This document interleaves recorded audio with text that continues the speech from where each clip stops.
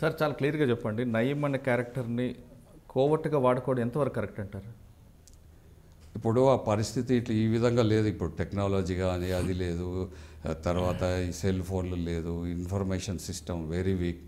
మనం ఓన్లీ మనం మనుషుల మీదనే ఆధారపడాలి. మనుషులు అంటే మంచోడు ఇన్ఫర్మేషన్ ఇయ్యడేవాడు, బుద్ధిమంతుడు ఇస్తాడు, పోలీస్ స్టేషన్ రావడానికే భయపడతాడు. ఎవడైతే ఆ క్యారెక్టర్ తెలిసినోడే, అందులో పనిచేసినోడే ఇన్ఫార్మెంట్ మాకు. అట్లా నయీం ఒకడు లైమ్లో వచ్చాడు, కానీ నయీం కన్నా మంచి మంచి ఇన్ఫార్మెంట్స్ ఉన్నారు. ఇప్పుడు బెంగళూరులో ఇవన్నీ ఆయుధాలు దొరికినాయి, కాన్స్పరీ కేసులు డిటెక్ట్ అంటే అది సెల్ ఫోనా టెక్నాలజీ ఏం కాదు కదా.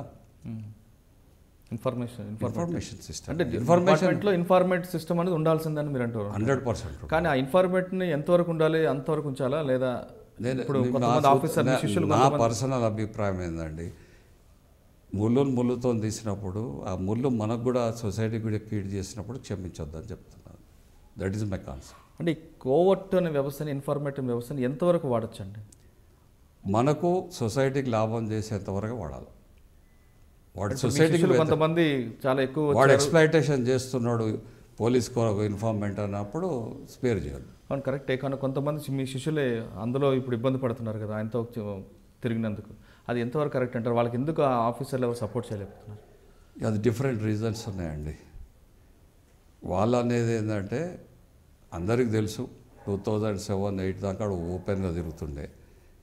అప్పుడు అప్పుడే ఫస్ట్ వాడికి ఎక్కడ మిలిటెంట్స్ కానీ వాడి గ్రూప్ అనేది లేకుండే నాకు తెలిసిన మటుకు 2007 వరకు.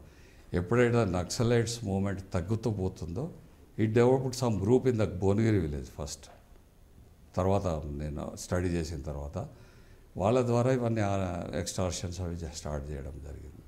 అప్పుడు అంతా ఓపెన్ అది. మరి అప్పుడున్న వ్యవస్థ ఏం చేసింది? ఆ ప్రశ్న నేను అడుగుతున్నా. మేమంటే రిటైర్డ్ అయిపోయినాం.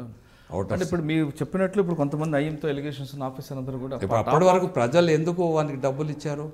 వాడు పోలీసుకు ఇంకా పనిచేస్తున్నాడు అనే ఉద్దేశం ప్రజలలో బాగా పాకిపోయింది. పోలీస్ మనిషి అని వాడు ఏ తప్పులు చేసినా వాడు కంప్లైంట్ ఇవ్వకపోవడం కానీ, కంప్లైంట్ ఇచ్చినా పోలీస్ యాక్షన్ లేకపోవడం కానీ ఇవన్నీ జరిగినాయి.